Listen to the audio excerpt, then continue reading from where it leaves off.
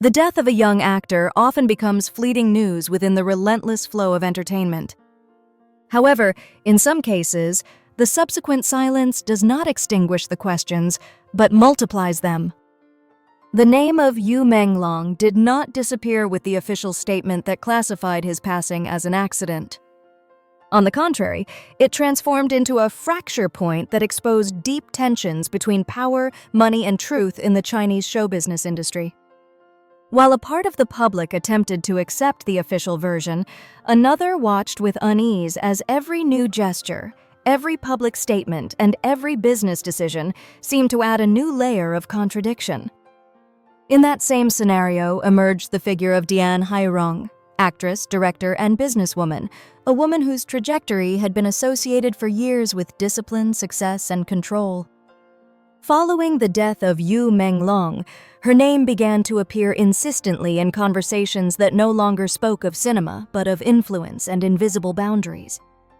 The contradiction became evident when, just days after a carefully promoted premiere, a major cinema chain silently withdrew Tian Hairong's most recent film from its lineup. There were no extensive communiques or detailed explanations. The fact, apparently minor, acquired immediate symbolic weight. For many, it was interpreted as a sign that something deeper was occurring away from the official spotlights. On social networks, reactions did not take long to intensify. Videos, comments, and improvised analyses began to circulate with a speed that surpassed any attempt at containment. Some interpreted the public tears as a sincere expression of grief. Others perceived them as a carefully calculated act. Amidst these opposing readings, a question repeated itself insistently. Why did a case declared closed continue to generate so much emotional resistance? But behind the digital noise existed a more disturbing element. The collective sensation that certain details had never been explained with clarity. The location of the event, the people present that night, the speed with which conclusions were established, and the subsequent appearance of documents not intended for the public fueled a narrative that could no longer be reduced to a simple, unfortunate accident. This is not a tale intended to dictate sentences or substitute the role of institutions. It is, above all, an attempt to understand how a crisis is constructed when public trust erodes. We will analyze the known facts, the available statements, and the social reactions that transformed a personal tragedy into a symbol of something greater. Because, beyond the shine of cinema and the millionaire figures, the essential question remains open. What happens when the truth seems too fragile against the weight of power? The night Yu Menglong died quickly became the point of origin for a chain of questions that, to this day, continue without a clear answer for a significant part of public opinion. According to official information, the actor fell from the window of a high-end apartment that did not correspond to his habitual residence. The event was classified as an accident within a relatively short period. However, the speed of this conclusion contrasted with the complexity of the context in which the events occurred. According to known data, Yu Menglong was participating in a private gathering alongside a large group of people, among them figures linked to the entertainment industry. This detail, far from bringing clarity, amplified the uncertainty. In situations of this type, the presence of multiple witnesses usually facilitates the reconstruction of events. Nevertheless, in this case, public versions failed to dispel doubts, but instead opened new lines of speculation. Shortly after the news became public, statements intended to delimit responsibilities began to appear.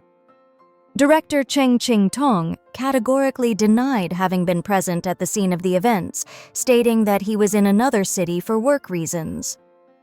To reinforce his version, he provided personal details and temporal references, seeking to demonstrate the impossibility of his participation. From a communications perspective, this type of reaction can be interpreted as a legitimate attempt to protect personal reputation in the face of a sudden media crisis. In parallel, Tian Hairong, whose name began to circulate insistently in digital conversations, publicly stated she had not known Yu Menglong in life. From her point of view, any attempt to link her with the event lacked foundation. However, the public's reaction was not limited to accepting or rejecting this statement. Attention shifted toward the context in which said words were spoken and toward the gestures that accompanied them. The analysis of the origin of this collective distrust requires understanding a key element: the perception of power asymmetry. In the entertainment industry, professional trajectories are not built solely on artistic talent. Influence networks, strategic alliances, and the capacity to access exclusive resources play a determining role. When a tragedy occurs within this environment, suspicion does not necessarily arise from a concrete accusation, but from the sensation that not all actors find themselves on equal footing before the truth. The publication and subsequent deletion of documents that, it was stated, were not intended for public access became one of the most sensitive points of the debate. For some observers, this gesture was interpreted as proof of transparency. For others, it represented an involuntary demonstration of privilege by evidencing the possibility of accessing information forbidden to the common citizen. In contexts of high social tension, these ambiguities usually have a counterproductive effect. From a psychological point of view, crises of this nature activate a collective mechanism of searching for meaning. The death of a young and recognized figure breaks with the habitual narrative of success and continuity. Facing this rupture, the audience attempts to reconstruct a logic that explains what happened. When official explanations do not satisfy that need, alternative interpretations emerge, driven both by empathy toward the victim and by mistrust toward power structures. In this scenario, supposed motives acquire a central role. There exist, on one hand, explicit motives, protecting personal stability, avoiding damage to professional careers, and preserving public image. These factors are understandable within any industry highly exposed to media scrutiny. On the other hand, the social debate introduces implicit motives related to fear of legal consequences, economic pressure, and the preservation of influence networks built over years. It is important to underscore that the coexistence of these readings does not constitute proof in itself. It represents, rather, a manifestation of the distance between the institutional version and citizen perception. When this gap widens, the narrative ceases to be controlled by official communiques and comes to be molded by public conversation with all its contradictions and excesses. The root of the conflict, then, does not reside solely in the events that occurred that night, but in the inability to generate shared trust.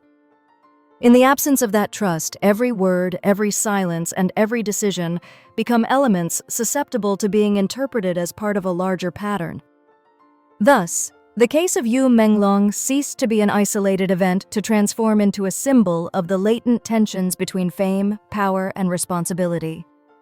Upon reaching this point, a question imposes itself inevitably. If official versions are sufficient from a legal point of view, but insufficient for a significant part of society, what mechanism should be activated to restore credibility? This question does not seek an immediate answer, but to open a space for collective reflection on the role of transparency in contexts where power imbalance is evident. What is your opinion on these initial contradictions and the origin of public distrust in this case? Leave your comment and participate in the conversation. When official information ceased to offer new details, the center of gravity of the case shifted from institutions toward the digital space. Social networks became the main stage where the story of Yu Menglong began to be reinterpreted, fragmented, and amplified. In a matter of hours, the event ceased to be a police report to transform into a collective phenomenon, driven by accumulated emotions and a deep mistrust toward accounts closed too quickly. The first impact was the speed of propagation. Comments, screenshots, brief videos, and spontaneous analyses circulated uninterruptedly. The conversation was not organized around a single concrete accusation, but around a shared sensation. Something did not fit. This perception, more than any isolated piece of data, was the main fuel of the debate. In digital environments, emotional coherence usually precedes factual verification, and this case was no exception. One of the elements that intensified the public reaction was the appearance of symbolic gestures that, although they did not constitute proof, acquired significant narrative value. The silent withdrawal of a film from the billboard, without detailed public explanations, was interpreted by many as an indirect signal of social pressure. In the logic of the public, the absence of words became a message in itself. For others, it was simply a preventive commercial decision taken to avoid greater controversies. The figure of Tian Hairong then came to occupy a central place in the collective imagination. Each of her public appearances was analyzed minutely. Her statements, her body language, and the tone of her interventions were subjected to conflicting interpretations. A part of the public perceived her expressions of pain as authentic. Another considered them misaligned with the gravity of the context. This polarization did not originate solely in her words, but in the position of power attributed to her within the industry. The social reaction progressively divided into two main currents. On one hand, those who demanded a deeper review of the case, arguing that power inequality could have conditioned the clarification process. For this group, public pressure was seen as the only tool available to keep the discussion alive. On the other hand, voices emerged warning of the risk of turning suspicion into a form of anticipated judgment, recalling the importance of differentiating between perceptions and verifiable facts. Amidst this division, certain episodes acted as catalysts. The dissemination of documents that, it was stated, were not intended for the public domain generated an immediate effect. Although their content did not provide definitive conclusions, the simple fact of their circulation fueled the narrative of privileged access to sensitive information. The subsequent deletion of said publications added a new layer of ambiguity, reinforcing the idea that invisible limits existed around what could be said. From the point of view of crisis communication, these actions proved especially delicate. In situations of high social tension, information management is not evaluated solely by its veracity, but by its coherence and timeliness. Any gesture perceived as contradictory tends to amplify existing distrust. Thus, what might have been an attempt at clarification ended up being interpreted as an involuntary demonstration of control. The impact was not limited to the symbolic plane. Various observers pointed out concrete consequences in the professional realm. Projects associated with Tian Hairong began to face more intense scrutiny. Media attention became selective, prioritizing the context of the case over artistic content. At this point, market logic and the moral logic of the public intertwined in a complex manner. Business decisions began to respond not only to economic criteria, but also to the perception of reputational risk. For Yu Menglong, whose voice could no longer be part of the conversation, the media avalanche adopted a different dimension. His figure was reconstructed through memories, fragments of past interviews, and scenes from his best-known works. In the absence of new official data, the public projected onto his image a narrative of fragility and loss, transforming him into a symbol of vulnerability within a system perceived as implacable. This phenomenon revealed a recurrent dynamic in the digital age. When institutions remain silent or limit themselves to terse communiques, the audience does not remain passive. The conversation shifts toward spaces where emotion, interpretation, and personal experience acquire weight equivalent to that of verifiable facts. In that process, truth ceases to be a fixed point and becomes disputed territory. The media avalanche, therefore, was not solely an impulsive reaction. It functioned as a mechanism of social pressure that redefined the balance between power and public opinion. Without the need for additional official statements, the dominant narrative began to influence visible decisions, from cinema scheduling to the stance of brands and collaborators. Upon closing this initial stage, it became clear that the case had surpassed the threshold of passing interest. The question was no longer just what had happened that night, but how a society responds when it perceives that available explanations do not satisfy its demand for symbolic justice. At that point, the story entered a deeper phase, where the focus shifted toward the power structures surrounding the protagonists and toward the long-term consequences of this collective pressure. As media pressure intensified, the case ceased to revolve exclusively around Yu Menglong's last moments and began to shift toward deeper and more complex terrain. The focus was no longer solely on what happened that night, but on the web of relationships, influences, and resources surrounding the main actors of this story. It was at this point that the public conversation reached its most tense moment. Various testimonies, disseminated mainly in digital spaces, began to describe a climate of persistent fear in the environment of the place where the event occurred. Some people claimed to have received economic compensation in exchange for keeping silent. Others spoke of indirect warnings, interpreted as reminders of the risks associated with any attempt at public exposure. Although these versions could not be independently verified, their accumulation contributed to a collective sensation of unease difficult to ignore. The narrative became especially sensitive when the state of the dwelling linked to Yu Menglong's last moments was mentioned. Information regarding the rapid modification or dismantling of the space fueled the perception of an unusual haste to close any possibility of detailed reconstruction. In the public imagination, these acts acquired symbolic meaning, reinforcing the idea that truth could be fragile against greater interests. In this context, the figure of Tian Hairong was reinterpreted through her life and professional trajectory. Her story did not begin in the business sphere, but in the world of acting. For years, she built a career marked by constancy and a gradual transition toward roles of greater creative and financial control. For many analysts, this journey reflected an early understanding of power dynamics within the entertainment industry. The most cited turning point in her biography was her marriage to Xu Ming, a businessman whose influence transcended the economic realm.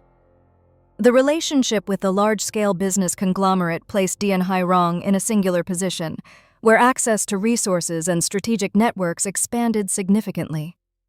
This association was interpreted by the public as a key element to understand the perception of protection surrounding her. The subsequent fall of political and business figures linked to that environment added a historical dimension to the case. The arrest and conviction of former power allies transformed what was previously perceived as a solid network into a system vulnerable to collapse. The death of Xu Ming during his imprisonment, officially explained by medical causes, rekindled social sensitivity regarding the limits of available information and the difficulty of verifying narratives in highly controlled contexts. Following this event, Tian Hairong emerged as the heiress to a considerable fortune. From an external perspective, this situation reinforced the image of a woman who, despite the turbulence of the environment, had managed to maintain her position. However, it also intensified public attention on her figure, especially when her name began to be associated, directly or indirectly, with the case of Yu Menglong. The climax of the crisis did not manifest in a definitive revelation, but in an accumulation of signals. The withdrawal of implicit support, the silence of certain sectors, and the persistence of the digital conversation indicated that the traditional balance between power and public opinion was being questioned. The absence of new official conclusions failed to stop this process. On the contrary, it amplified the sensation that the case had entered a gray zone where juridical truth and perceived truth did not fully coincide. This moment marked a symbolic rupture. For a part of the public, the system had demonstrated its capacity to close ranks. For another, social pressure was beginning to produce visible, albeit subtle, effects. In both cases, the story ceased to be just that of an individual to become a mirror of broader structural tensions. The relationship between money and silence, power and narrative, became the central axis of collective reflection. The case of Yu Menglong came to represent the vulnerability of those who, even being public figures, lacked the necessary mechanisms to protect their version of events once the official account prevails. At the same time, it exposed the limits of influence when faced with a persistent and emotionally mobilized public opinion. Upon reaching this point, the question ceased to be whether the complete truth would come to light immediately. The deeper issue was how these episodes redefined the relationship between the entertainment industry and the society that consumes it. In an environment where digital memory does not dissipate easily, even silence becomes a form of discourse. The climax of this story does not offer a clear resolution. Instead, it offers a silent warning. When power is perceived as inaccessible and information as incomplete, trust erodes irreversibly. And in that crack, collective pressure transforms into the only visible counterweight, capable of modifying behaviors and decisions, although not always of revealing the totality of the facts. The case of Yu Menglong does not offer a closed conclusion nor a definitive answer that can reassure everyone. What it leaves, instead, is a persistent echo that continues to resonate in the collective consciousness. Beyond official communiques and the absence of new public resolutions, the story has produced a tangible effect. It has modified the way in which the public observes the internal functioning of the entertainment industry. In the present, there is no confirmation that the complete truth has been revealed. However, it is evident that social pressure has generated visible consequences. Discrete business decisions, changes in cultural programming, and a carefully administered silence indicate that public perception has become a factor impossible to ignore. In a system where money and influence usually define the pace of events, the collective reaction has proven to be a force that, at least, forces a recalibration of behaviors. For Yu Menglong, whose life was interrupted abruptly, memory has transformed into a form of resistance. His name continues to circulate not only as that of an actor, but as the symbol of a structural fragility. Even those who enjoy public recognition can remain unprotected when official narratives advance faster than comprehensible explanations. In this sense, remembrance becomes a silent demand for clarity. The story also poses a broader reflection on the concept of responsibility in the digital age. Fame, traditionally associated with privilege, is revealed here as vulnerable territory. Every gesture, every word, and every omission acquires disproportionate weight when social trust is weakened. The public no longer limits itself to consuming cultural products. It observes, interprets, and responds, redefining the balance between creators, institutions, and audience. The central learning is not limited to a specific case. It extends toward a universal question: what happens when legality and social legitimacy do not advance at the same pace? The answer is not simple. The law establishes formal frameworks, but collective perception operates under a different logic, guided by emotion, empathy, and shared experience. When these two dimensions separate, a zone of tension arises where institutional silence does not equal the closure of the debate. In this context, public pressure should not be understood solely as an act of confrontation. It can also be interpreted as a demand for transparency and coherence. It does not substitute formal processes, but it accompanies them, reminding us that trust is not imposed. It is built gradually and can be lost easily. The future of this story remains open. Perhaps new information will emerge with time. Perhaps the case will be inscribed as one more among so many episodes without clear resolution. What is indisputable is that it has left a mark. A silent warning about the limits of power, the persistence of memory, and society's capacity to question narratives when it perceives that something essential has remained unexplained. Ultimately, the question is not just what happened, but what kind of industry and society is being built from these experiences. The answer, as always, will depend on the collective willingness to continue observing, asking, and remembering.